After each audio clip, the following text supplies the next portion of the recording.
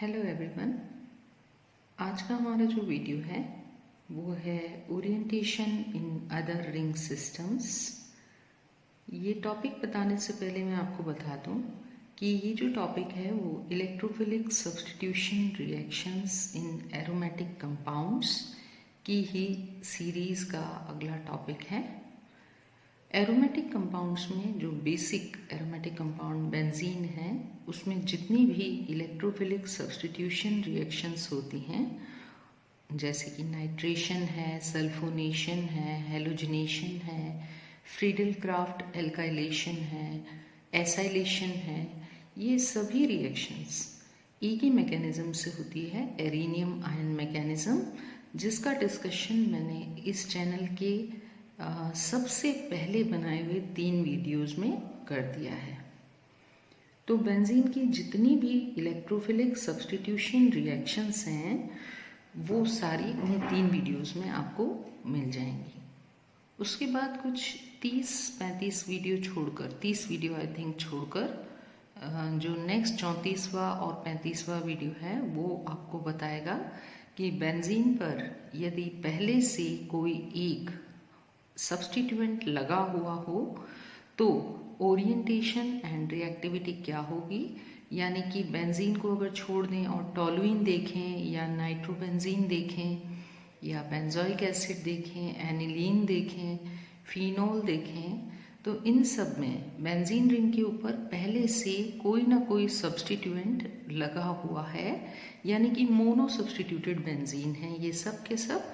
तो इनमें electrophilic substitution reactions किस पोजीशन पर होंगी और प्रोडक्ट्स क्या बनेंगे, इनका जिक्र मैंने इस चैनल के आई थिंक 34वां या 35वां वीडियो है उसमें किया है। उसी का नेक्स्ट वीडियो है ऑर्थो पैरा रेशियो। और अब उन टोटल 5 जो वीडियोस हैं उनके बाद जो नेक्स्ट वीडियो मैंने आज लिया है वो है orientation in other ring systems. तो यहाँ पर भी हम इलेक्ट्रोफिलिक सब्स्टिट्यूशन रिएक्शंस की ही बात करेंगे एरोमेटिक कंपाउंड्स के अंदर। तो मैं क्विक रिवीजन करवा देती हूँ आपको कि एरोमेटिक कंपाउंड्स जो होते हैं वो इलेक्ट्रॉन रिच होते हैं। उनके अंदर वलय के अंदर, रिंग के अंदर पाई इलेक्ट्रॉन्स होते हैं, हाई इलेक्ट्रॉन डेंसिटी होती है, इसलिए उनमें इलेक्ट्रोफिलिक सब्स्टिट्यूशन रिएक्शंस होती हैं। आज हम जिन अदर रिंग सिस्टम्स की बात करेंगे उनके अंदर नेफ्थलीन आ जाएगा, यानी कि नेफ्थलीन में अगर इलेक्ट्रोफिलिक सब्स्टिट्यूशन रिएक्शन होगी तो वो किस पोजीशन पर होगी। इसके अलावा एंथ्रासीन है, फिनेंथ्रीन है, इन सब में भी बात करेंगे। हो सकता है एक नहीं 2 वीडियो के अंदर ये पूरा मैटर आपका जो है वो कवर होगा मटेरियल। उसके बाद हम बात करेंगे हीट्रोसाइक्लिक कंपाउंड्स की। हीट्रोसाइक्लिक कंपाउंड्स में 5 मेंबर्ड रिंग के अंदर पायरॉल है, फ्यूरेन है, थायोफीन है, इनके अंदर भी इलेक्ट्रोफिलिक सब्स्टिट्यूशन रिएक्शंस होती हैं क्योंकि ये भी एरोमेटिक कंपाउंड्स ही हैं। देन 6 मेंबर्ड रिंग जो है वो पिरिडीन है, उसमें कहाँ होगी बात, इलेक्ट्रोफिलिक सब्स्टिट्यूशन रिएक्शन कहाँ होगी उसकी बात करेंगे, एंड सो ऑन। इंडोल है, क्विनोलिन है, आइसोक्विनोलिन है, यानी जितने भी अदर रिंग सिस्टम्स हैं उनके अंदर एरोमेटिक इलेक्ट्रोफिलिक सब्स्टिट्यूशन रिएक्शंस कहाँ होंगी, उनका डिस्कशन हम इस वीडियो में करेंगे। तो सबसे पहले बात करते हैं नेफ्थलीन की। ये रहा नेफ्थलीन का स्ट्रक्चर आपके सामने। नेफ्थलीन की ये चारों पोजीशंस कहलाती हैं अल्फा पोजीशंस, ये सभी कहलाती हैं अल्फा पोजीशंस, और ये कहलाती हैं बीटा पोजीशन। 2 एरोमेटिक वलय इसके अंदर दिखाई दे रही हैं। 10 पाई इलेक्ट्रॉन सिस्टम है ये।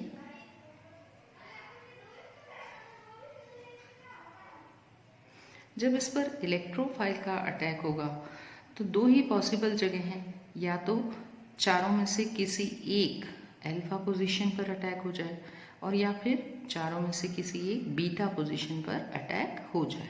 तो there are only 2 possibilities. First possibility is alpha attack. ये जैसा कि मैंने यहाँ पे बताया है, इस जगह पर यदि इलेक्ट्रोफाइल का अटैक होगा तो ये ऐसे होगा, इलेक्ट्रॉन्स इधर मूव कर गए, इस पे इलेक्ट्रॉन डेंसिटी हाई हो गई और इलेक्ट्रोफाइल के अंदर इलेक्ट्रॉन डेंसिटी कम है, तो ये इलेक्ट्रोफाइल यहाँ जुड़ गया और चूंकि इलेक्ट्रॉन इधर से इधर गए हैं इसलिए प्लस चार्ज यहाँ आ जाएगा।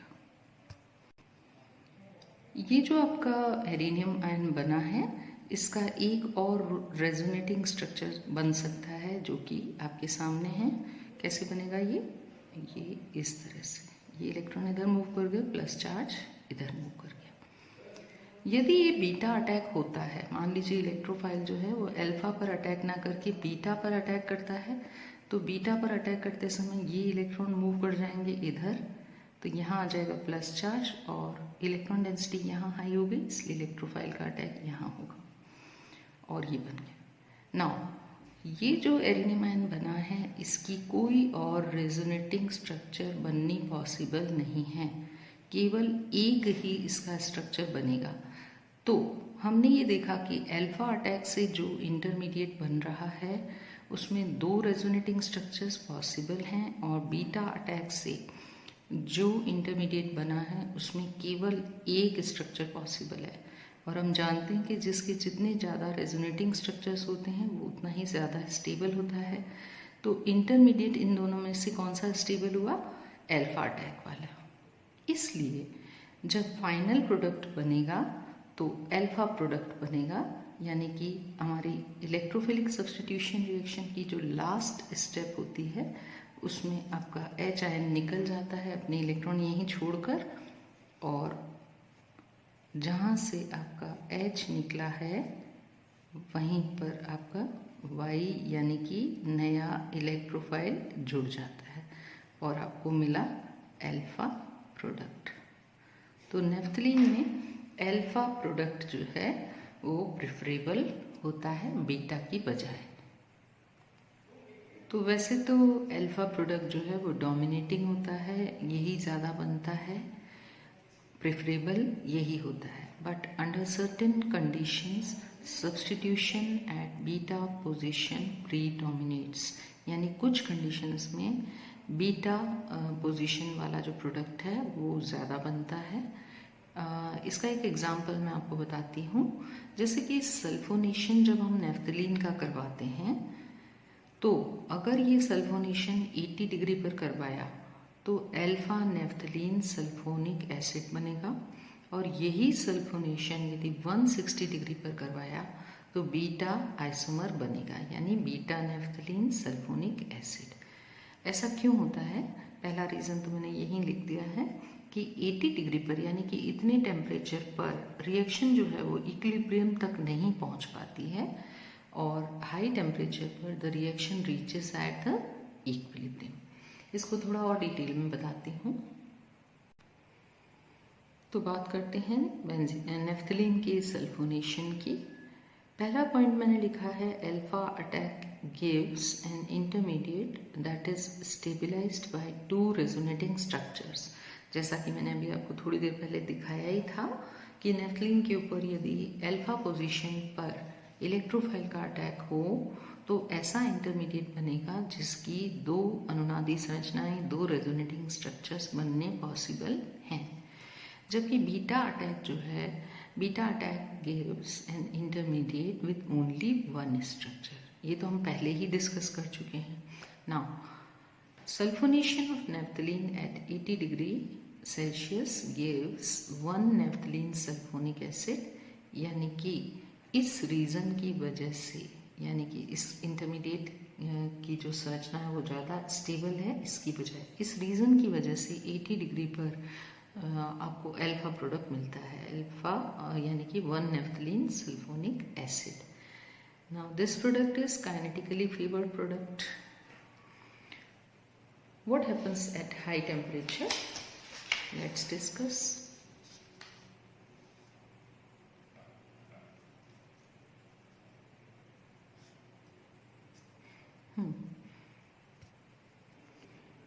नाउ स्टेबिलिटी अगर देखें तो अल्फा और बीटा जो नेफ्थलीन सल्फोनिक एसिड है उसमें से बीटा वाला ज़्यादा स्टेबल होता है। इंटरमीडिएट की बात नहीं हो रही है अब यहाँ पर। अब यहाँ पर बात हो रही है कि 1 नेफ्थलीन सल्फोनिक एसिड ज़्यादा स्टेबल है या 2 नेफ्थलीन 2 सल्फोनिक एसिड ज़्यादा स्टेबल है। तो this is more stable then this, यानी कि 2 naphthalene sulphonic acid is more stable then 1 naphthalene sulphonic acid. थोड़ा सा ही फ्यू किलो कैलोरी पर मोल ज़्यादा स्टेबिलिटी होती है ड्यू टू स्टेरिक रीजंस। ये स्टेरिकली थोड़ा सा फ्री रहता है, इधर की तरफ रहता है, रिंग के जो हाइड्रोजन्स हैं उनके साथ इसका ज़्यादा इंटरेक्शन नहीं होता है। Now we know that sulphonation is a reversible reaction, so if reaction is carried out at high temperature, हम जानते ही हैं कि सल्फोनेशन जो है वो रिवर्सिबल रिएक्शन है, बट रिवर्सिबल रिएक्शन को इक्विलिब्रियम तक पहुंचने के लिए हाई टेम्परेचर की ज़रूरत होती है। तो यदि हमने ज़्यादा गर्म कर दिया then we will get naphthalene 2 sulphonic acid, यानी कि दोनों में से जो ज़्यादा स्टेबल होगा वो बन जाएगा। पहले ये काइनेटिकली फेवर्ड प्रोडक्ट था, now this one is thermodynamically favoured product. So this is all about orientation and reactivity in naphthalene. Now let us discuss about orientation and reactivity in anthracene, phenanthrene and other fused ring polycyclic hydrocarbons. So the orientation in these hydrocarbons can also be predicted and explained on the basis of the stability of the carbocation. जैसे हमने naphthalene में देखा कि कितनी possible जगहें थी जिस पर इलेक्ट्रोफाइल का अटैक हो सकता था, तो 2 ही थी, एक अल्फा एक बीटा। फिर हमने उस पर अटैक करवा के इंटरमीडिएट जो बना उसकी स्टेबिलिटी देखकर डिसाइड किया कि कौन सा प्रोडक्ट बनेगा। वही चीज़ हम यहाँ पर भी करेंगे, एंथ्रासीन में भी, फिनेंथ्रीन में भी। So all these fused hydrocarbons are more reactive than benzene towards electrophilic substitution reactions. तो ये जो भी है एंथ्रासीन, फिनेंथ्रीन, ये सभी बेंजीन से ज़्यादा रिएक्टिव हैं। ज़्यादा रिएक्टिव मतलब स्टेबल कम है, इसलिए रिएक्टिव ज़्यादा है। तो देखते हैं किस तरह से एंथ्रासीन में रिएक्टिविटी डिसाइड होती है।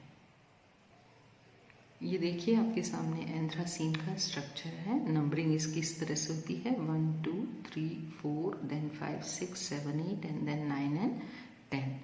तो इस पर अटैक करने के लिए 10 कार्बन है। इलेक्ट्रोफाइल इन 10 में से कहाँ अटैक करेगा, तो पहले हम देख लेते हैं कि कौन कौन सी पोजीशंस हैं जो सिमिलर हैं, यानी कि इलेक्ट्रोफाइल 1 पर अटैक करे या 4 पर, 5 पर या 8 पर, तो एक ही बात होगी, ये चारों पोजीशंस सेम हैं। फिर इसी तरह से 2 पर अटैक करे या 3 पर करे या 7 पर करे या 6 पर करे, तो 2 3 6 7 ये चारों पोजीशंस भी सिमिलर हैं। और तीसरे जो टाइप के कार्बन हैं वो ये पोजीशन है 9 और 10।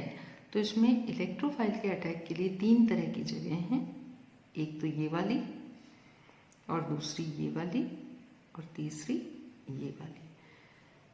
सो ये देखा गया कि एंथ्रासीन और फिनेंथ्रीन दोनों के अंदर ही इलेक्ट्रोफाइल का जो अटैक है वो पोजीशन नंबर 9 और 10 पर प्रेफरेबल होता है।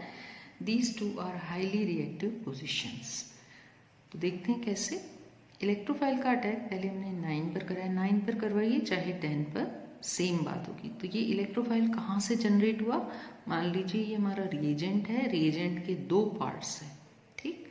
एक पार्ट के पास ये दोनों के दोनों इलेक्ट्रॉन चले गए, हीट्रोलाइटिक फिशन हो गया, और हीट्रोलाइटिक फिशन की वजह से ये बना हमारा न्यूक्लियोफाइल और ये बना हमारा electrophile. Now first of all attack of electrophile at position number 9। तो 9 नंबर पोजीशन पर अटैक करने के लिए जब अटैक होगा तो आपका इस तरह से एक इंटरमीडिएट बन जाएगा ना। ये इंटरमीडिएट जो है इसके अंदर 2 इंटैक्ट बेंजीन रिंग्स हैं। देखिए ये एक बेंजीन रिंग और ये दूसरी बेंजीन रिंग, ये जो डबल बॉन्ड है ये इस बेंजीन रिंग का भी है, तो ये दूसरी benzene ring. There are 2 intact benzene rings, so this is very very stable kind of intermediate, ठीक।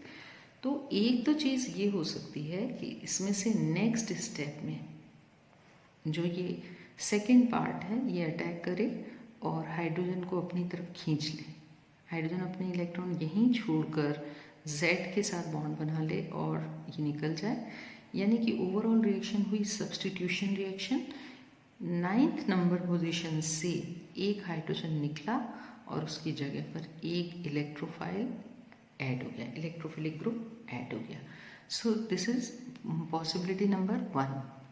दूसरी पॉसिबिलिटी ये है इलेक्ट्रोफिलिक सब्स्टिट्यूशन रिएक्शन, जो कि पोजीशन नंबर 9 पर हुआ।